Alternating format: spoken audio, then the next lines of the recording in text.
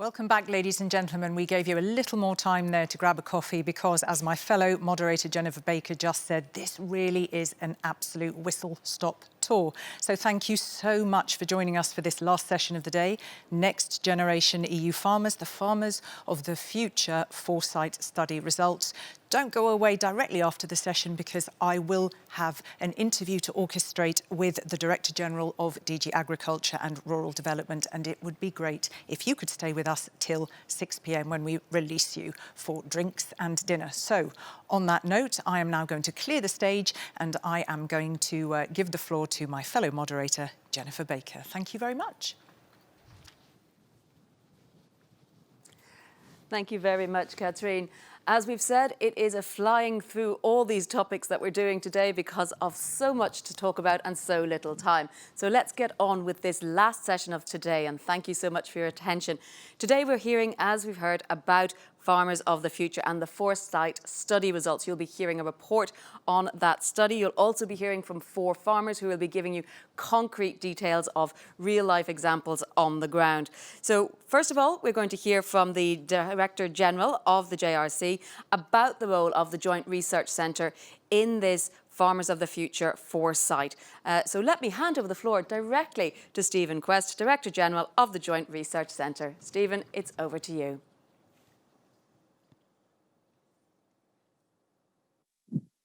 Hello, well, good afternoon, everybody. It's a real pleasure for me to be with you here. It's a shame it's only virtual, but I'm delighted to be with you to introduce this session on the foresight study on farmers of the future. Next generation agriculture is the motto of this year's conference, and honestly, you could hardly think of a better context for the presentation and the discussion of the results of this study, which is dedicated to the future generation of farmers. Now, this year has been challenging for all of us. The COVID pandemic, alongside health concerns, has put agriculture and the food supply at the very center of attention in the European Union. For a moment, it put a flashlight on the fact that our supply of safe and nutritious food is dependent not only on favorable weather, but also on the work of many people, with farmers having a really very special role here. Agriculture today is both a challenging and a rewarding profession, as many interactions with farmers throughout the study revealed.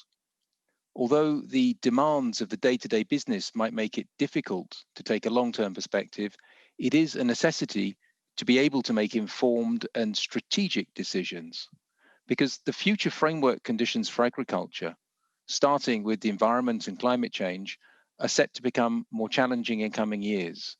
And the question the foresight study Farmers of the Future set out to answer is, who will be the farmers in 2040 facing these challenges? And by taking a people-centered and a participatory approach, the study contributes to filling a gap that's been left unexplored by the many informative reports on the future of agriculture, including those done previously by the Joint Research Centre. My colleagues from the Competence Centre on Foresight developed diverse and innovative formats for interactions with a large number of farmers and also with other stakeholders across Europe. And together, they explored the existing and the emerging realities in European agriculture against the background of drivers and of trends that affect food and agriculture in the next 20 years. The profound changes in the environmental context of every farmer suggest that in 2040, there'll be more diverse ecosystems of farms responding to these challenges and opportunities.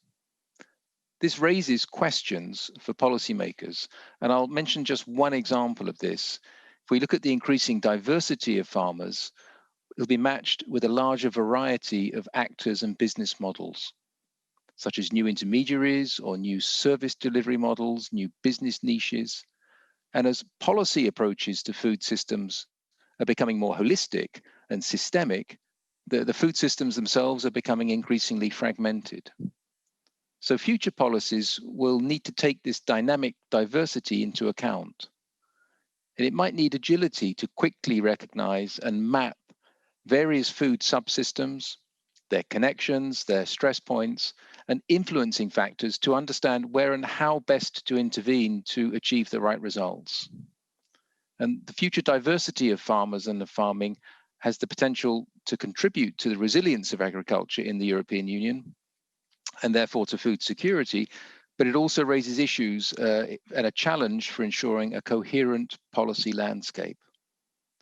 Foresight is a powerful tool exactly when it brings together different people with diverse perspectives to discuss the future and to engage in thinking beyond the immediate day-to-day concerns, not only for policymakers, but also for all the different participants that engage in the process.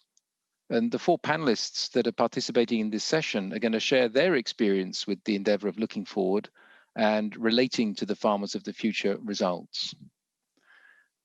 More generally, anticipation and strategic foresight are necessary to make sense of the complexity and to understand the interdependence of future challenges and megatrends. If we can strengthen our analytical and anticipatory capacity, we need to do this in order to ensure that we remain a global player in Europe and to be resilient in this turbulent time. And if we want to keep our ability to shape our own future, it's either this or we become victims of a future that others will be busy shaping for us. So the European Commission is determined to mainstream strategic foresight into policymaking.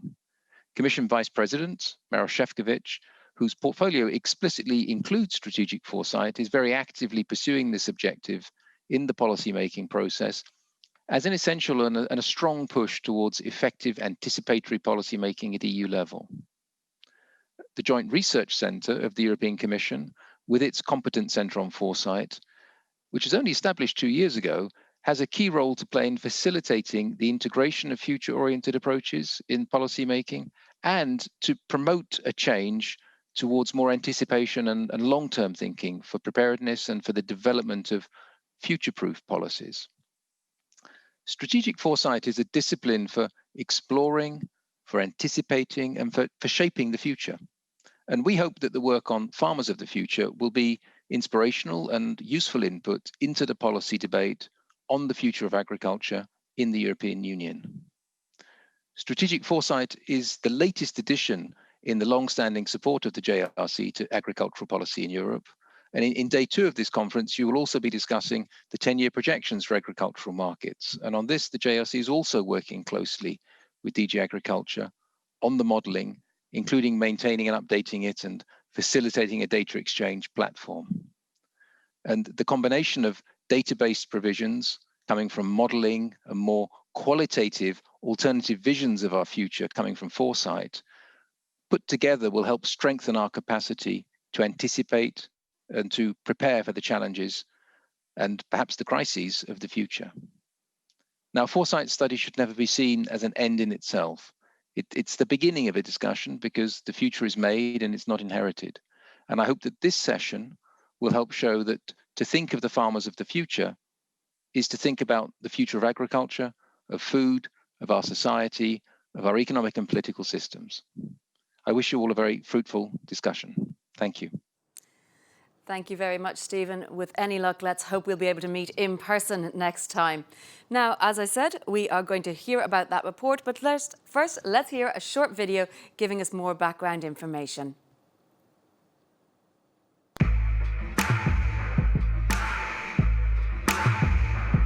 Learn and learn as much as you can and use everything you have learned and learn again. Be positive, there's lots of challenges out there. Be well educated, make sure you're continuously updating your skills.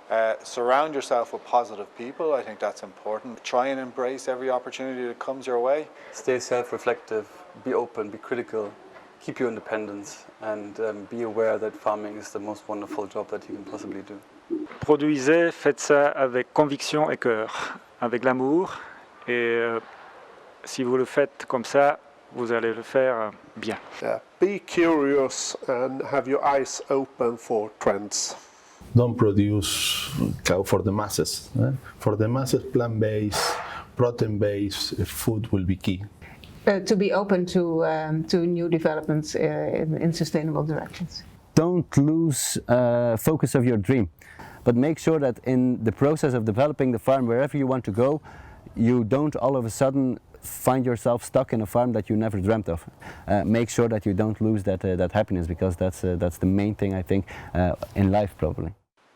Un mensaje que no cierre puertas, que esté dispuesto a adaptar y a comunicar On the other hand, it's much more better to live in the farm than to live in the city.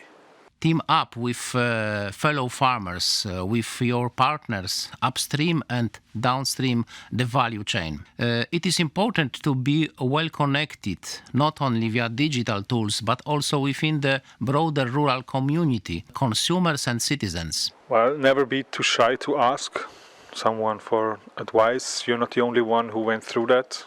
There are like thousands of people who had exactly the same struggle, and ask people for assistance whenever you have the feeling you need that. Everything will be good. D'avoir un objectif clair dans la vie par rapport à ce qu'il fait et d'en garder toujours la maîtrise. L'alimentation et la santé sont des facteurs fondamentaux de nos sociétés et qu'il en est l'acteur principal. Donc ça donne une grande responsabilité et une grande fierté aussi. De rester ouvert et connecté en fait à sa communauté locale. Parce qu'en fait c'est vraiment elle qui va lui permettre d'être résilient et de pouvoir continuer à avoir un salaire décent.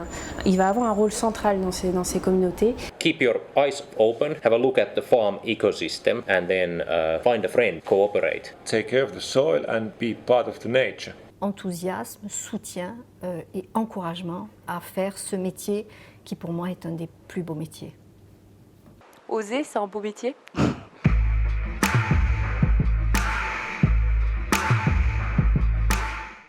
And of course, you can find out more about that online by following the hashtag Farmers2040. Now, we are going to meet some of those farmers from that video in just a moment. But first, for the actual presentation of the report, we have Maciej Krzysztofowicz and Anne-Catherine Bock from the JRC. Thank you both very much for being with us. Please tell us about this report. Give us all the background info we need. Thank you very much. So I will start. Good afternoon.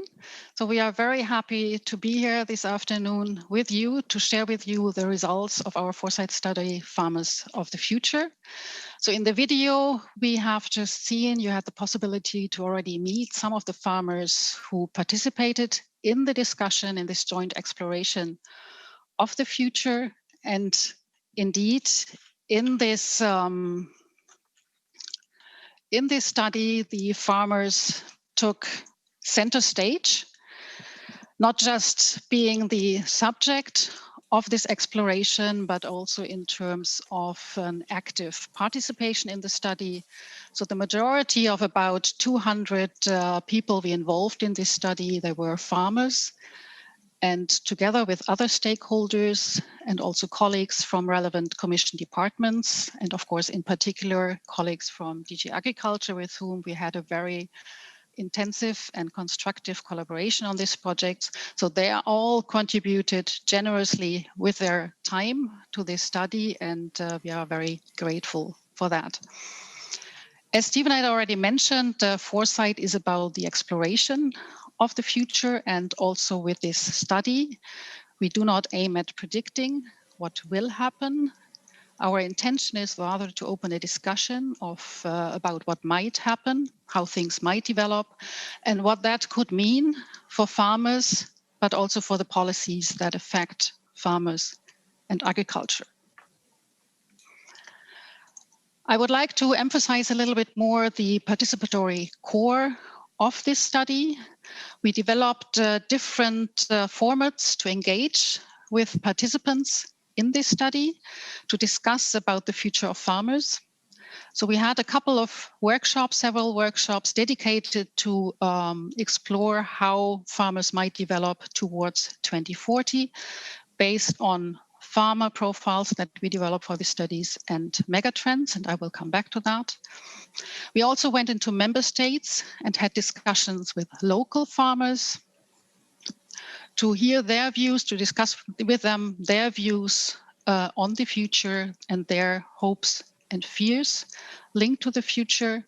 To foster these discussions, we used the inspirational exploratory design concepts and work of a group of French design students that were created in collaboration with us. And if you have been at the last year's Outlook conference, you might have already had a chance to meet some of the students and to see some of their work.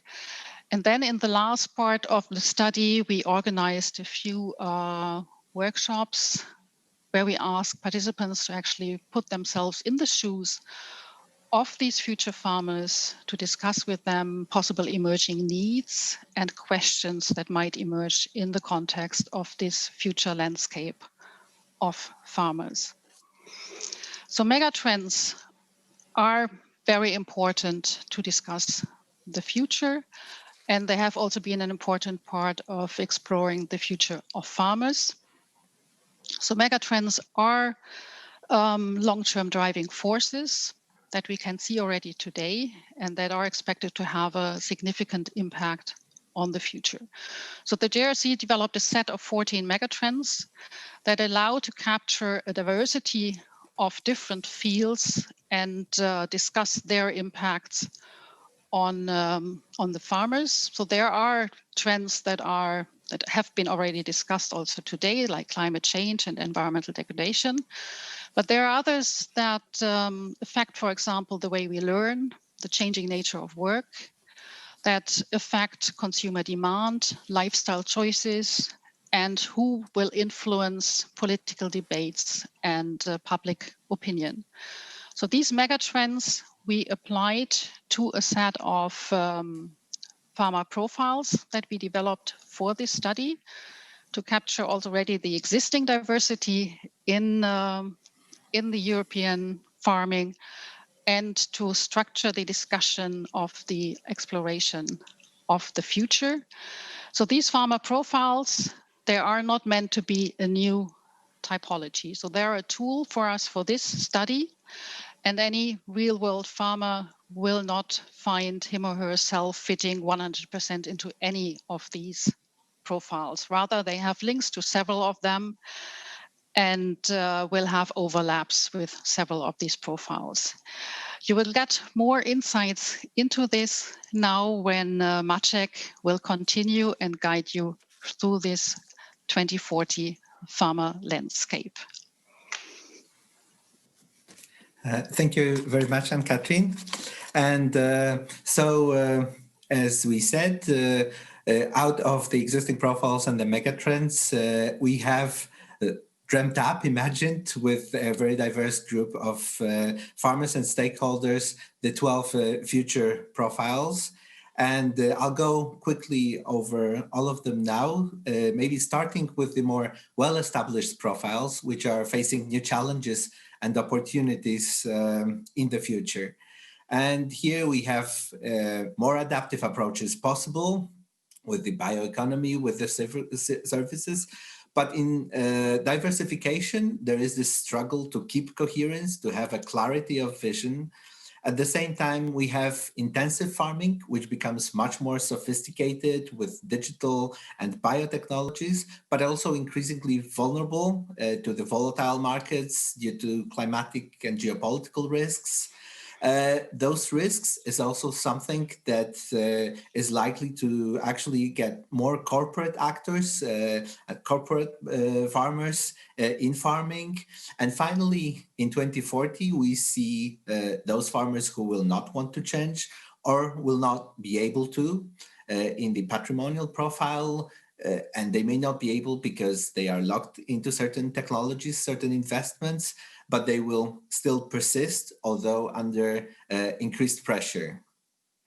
On the other hand, and in contrast to the well-established profiles, we have two disruptive profiles, which are at the verge of emerging in 2020, but we imagine them much more established in 2040, and that is the controlled environment agriculture, vertical farming to supply cities, and cell-based agriculture with first signs of cultured meat and synthetic milk now, but increasingly being able to cater to specific consumers concerned with ethical issues or needing very specific customized products. In the third group, we have a set of profiles which focus more on the social trends that we see, the changing role of cities, health and wellness, redefining our relation to nature, and current empathy economy. So here we see the regenerative farmers that were described in the session before actually scaling up joining forces, social care farmers forming deep partnerships with health and social institutions, and urban farmers taking leadership on nature-based cities in the future. And finally, we have profiles focusing more on the cultural trends, those related to changing nature of work, and COVID indeed showed that it can move very fast, but also back to the land and slow life trends, the informal knowledge and governance networks.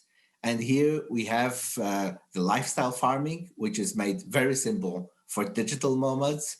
We have new types of work-life balance in a serious hobby profile, or we have this multiplication of informal food communities supported by the community provisioning farmers. So that is a quick overview, but in the report you will find much more detail, and with each profile, 2 personas, which give a more concrete examples, a more concrete feel of what such profile could entail. I would also stress that they are not prescriptive, they are exploratory, and we want them to be a beginning of a discussion that happens with farmers, among farmers, about their individual futures. And we've tried that a bit, and we've invited some of the people we talked using those profiles with the farmers, and where do they see themselves in this future landscape? Which of the profiles, usually more than one, they see as part of their farms. But we also engage with stakeholders so that they can step into the shoes of future farmers and think about various issues around food and agriculture, the needed skills, the policies, the networks, the knowledge systems. And in this, we have actually identified some of the questions that emerged, which are about creating effective policies in the face of diversification, or maybe even fragmentation of food systems. And as Stephen has said, so administrations will have to get better at identifying and mapping those new elements and new subsystems of the food system, the new connections they make, the stress points, the influencing factors in order to intervene well. The other question that emerged was around increased resilience and building resilience that opens space for transition towards what was here said many times, build back better or bounce forward. And finally, there was also the discussion we had was, in fact, what will the term farmer mean in 20 years? And in a way, this study starts to look at that, to acknowledge multiple group and individual identities related to farming and food. But we think it's also a beginning of a discussion around roles, about models, about values and beliefs that also are important for the policies that are around farming and food. So these are on the slide some of the questions that were opened up, but we hope that with others engaging with the study, with the profiles, there will be, they will generate new, even better questions. And that's because, as Anne-Catherine has said at the beginning, so foresight is not so much about second guessing what the future will be, but more about questioning the present and imagining better futures. And we hope that we have created a tool to do that.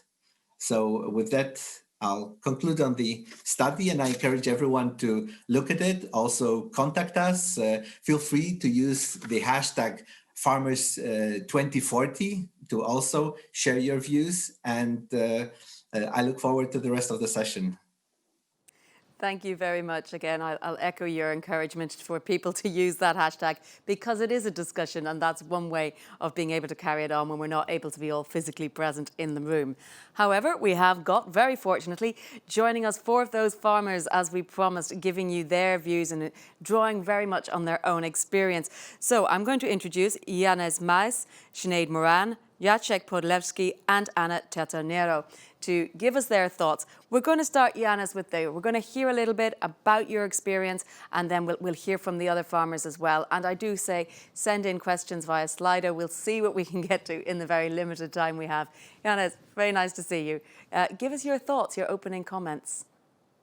Well, thank you. And let me start by maybe saying that this is actually a real outlook conference, looking beyond the next few years, looking to the year 2040. And it is a good approach to do as a European Union, as a Commission, to look at, okay, where will farming stand and where will those centered to farming stand in that period. And I had the pleasure to contribute a bit to the project, to be involved.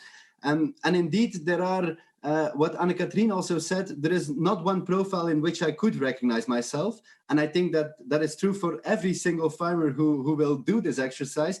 But what we do recognize is this enormous diversity, the diversity that defines our sector already today. And it is good to see that also that diversity will define the sector in the future. It's something that, if I look back to 10 years ago, when I was 18 years old, just out of high school, dreaming of being a farmer, because that is the one thing that does combine all those different profiles. It's all young people who ever had a dream, and many of them able to execute it. But when I was 18 years old, my vision on what it was to be a farmer, what you meant to do as a farmer, what your profile looked like, was quite limited in scope. And then throughout the years, I had obviously the pleasure to meet a lot of my fellow young farmers across Europe.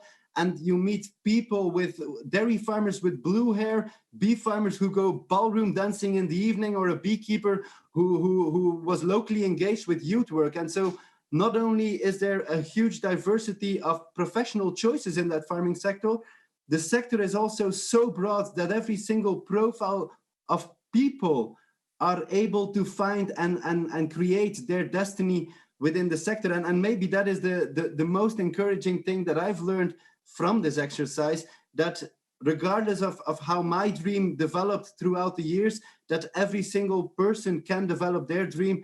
But obviously, a lot of circumstances will create what actually is your farm at a certain point in your career. And maybe that is the biggest lesson that I drew out of the exercise, is that when I look at the future, the main capacity that will be expected of myself, but of all those farmers in the European Union, is adaptability.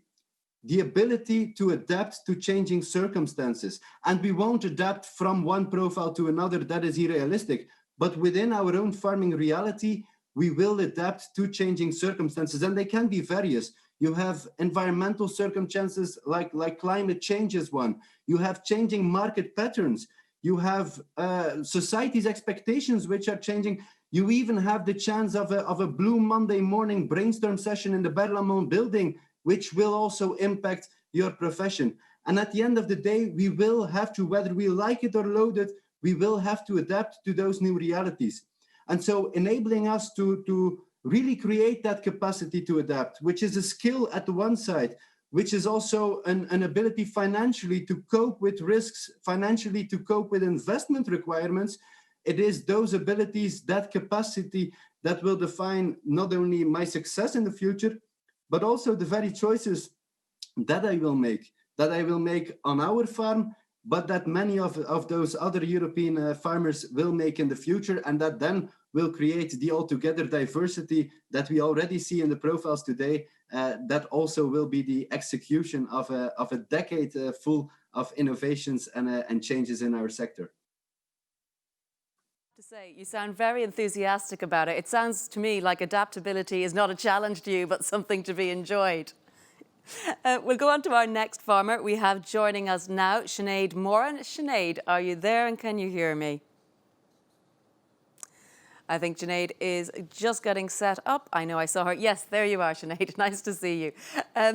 You're going to tell us a bit about your experience coming from Ireland.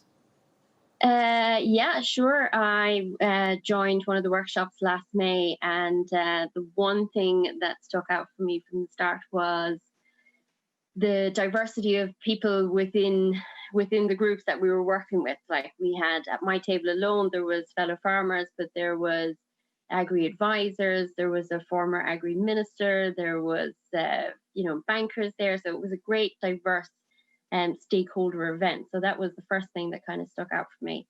And then after that, obviously we went through all of the different profiles. And I was really lucky to actually work on a profile that I probably aligned with as well a little bit. At the time we were calling it the agroecological farmer, but I think it's in there now as regenerative. Because as has been mentioned, I think it's very hard for any farmer to identify with one of the profiles. We probably identify with several of them.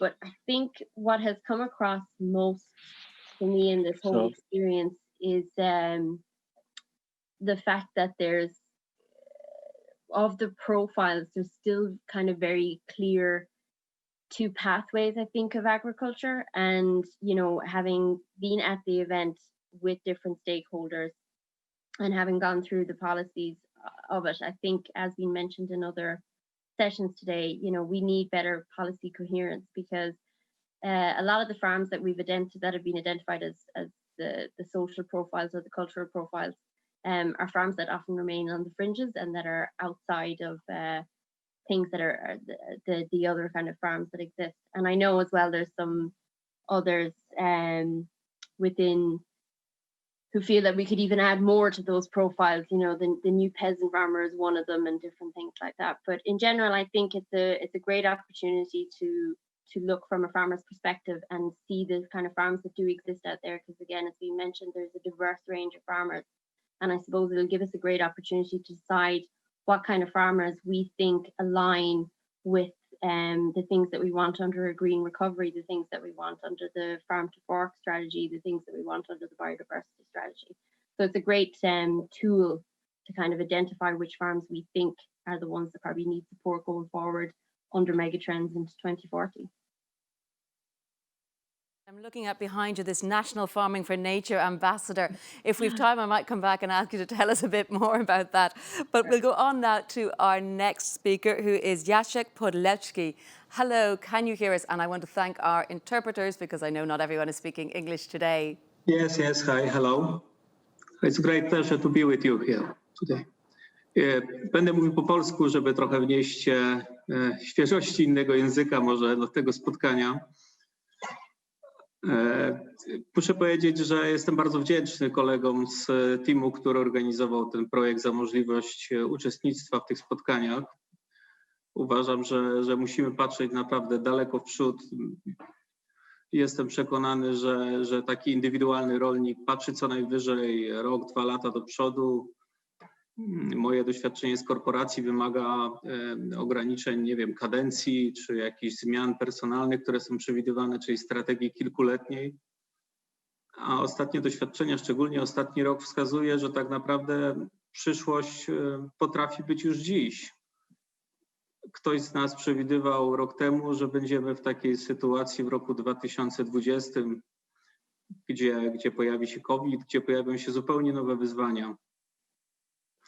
Muszę powiedzieć, że bardzo ciężko uzupełnić, bo właściwie mam wrażenie, że bardzo wiele albo nawet prawie wszystko zostało powiedziane, albo z drugiej strony jest tak wiele tematów, których nawet jeszcze nie dotknięto. Myślę, że najważniejsze jest to, że każdy rolnik powinien otworzyć się na analizę otoczenia, spróbować zrozumieć swój potencjał, spróbować zrozumieć swoje możliwości, otworzyć się, otwierać się na zupełnie nowe, do tej pory nieanalizowane obszary. Myślę, że tak po prostu będzie, że musimy być gotowym się adaptować, musimy starać się rozumieć zupełnie nowe, pojawiające się obszary, które do tej pory nawet nie braliśmy w nawet najśmielszych czy najbardziej optymistycznych planach pod uwagę. Mamy naokoło technologię, mamy tak naprawdę zmieniające się gusta konsumentów czy klientów, mamy globalizację, a z drugiej strony ograniczenia w realizacji swobodnego łańcucha dostaw, chociażby przez takie przypadki jak w tym roku. Z zupełnie innej strony musimy pamiętać, że rolnik to taki trochę, czy jego gospodarstwo raczej to bardziej taki trochę transatlantyk.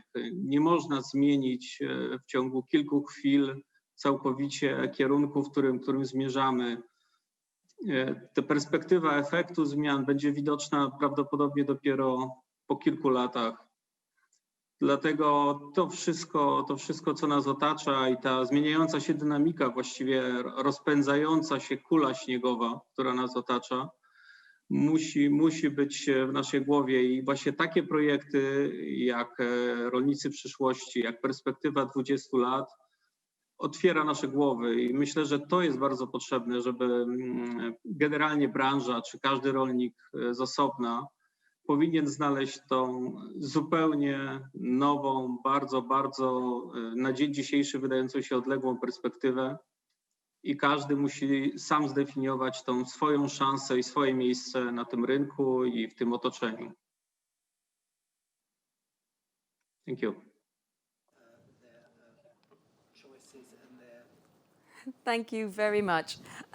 As you said, we've heard from our other farmers. I think you are all going to probably echo each other a lot, but we will go now to our last speaker, who is Anna Teternero.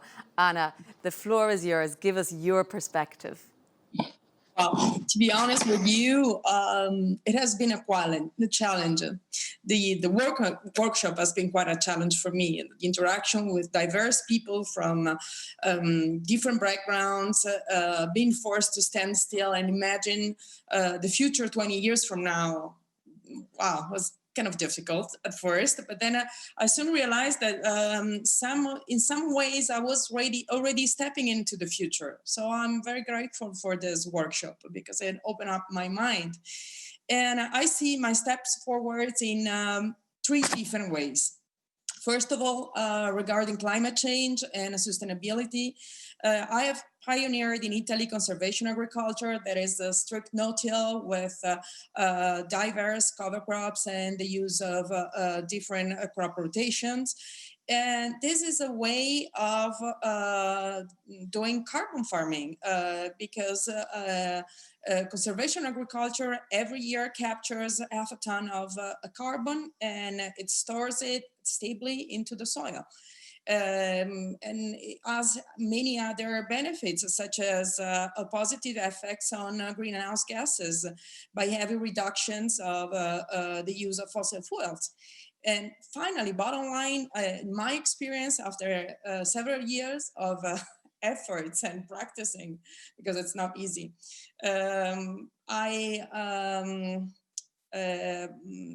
resilience and biodiversity became a reality, and healthy products obtained from a healthy soil also a reality. So was good.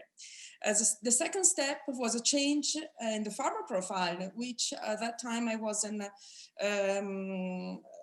aware of, but I was feeling uncomfortable, renting the family farm alone by myself and facing so many challenges. No, it wasn't for me. So finally now the farm is operated by a small company in which I have a share, both on my own and through a small medium enterprise, an innovative startup, which represent a part of the third step forward. Ynez, this is the name of the startup, aims to add value to crop productions.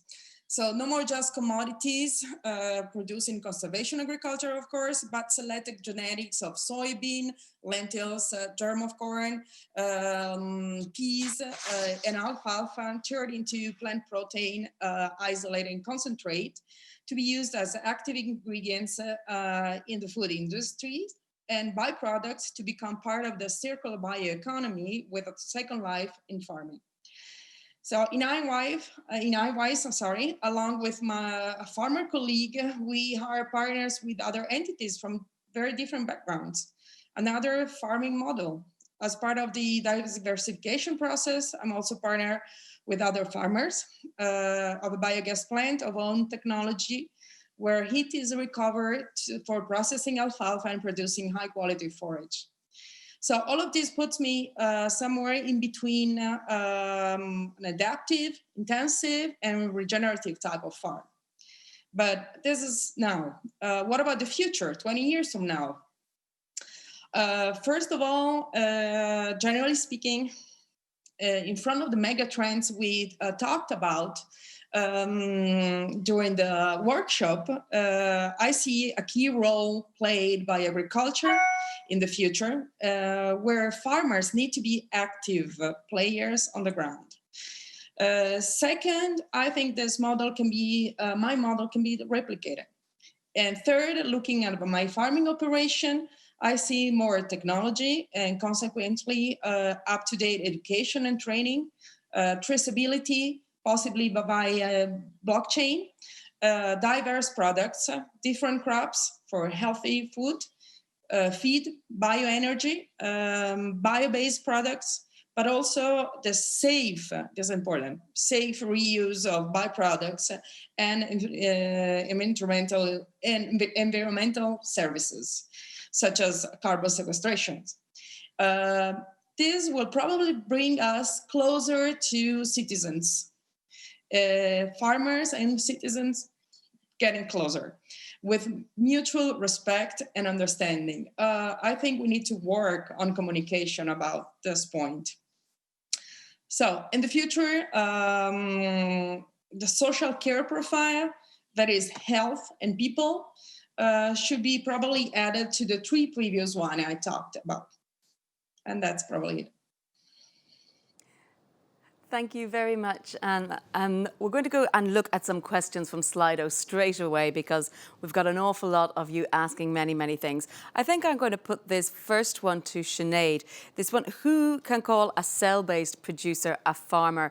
That's from Genevieve Savigny, who's asking, that has no link with the land or nature. Would you feel that that is an appropriate thing to call a cell-based producer? Sinead, what's your reaction to that question?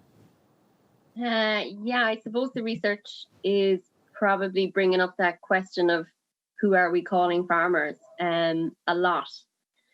As someone who works with livestock and works with soil, I would have questions over the ability, if you're not farming with soil, are we a farmer? But then what is a farmer's job? It is to produce food.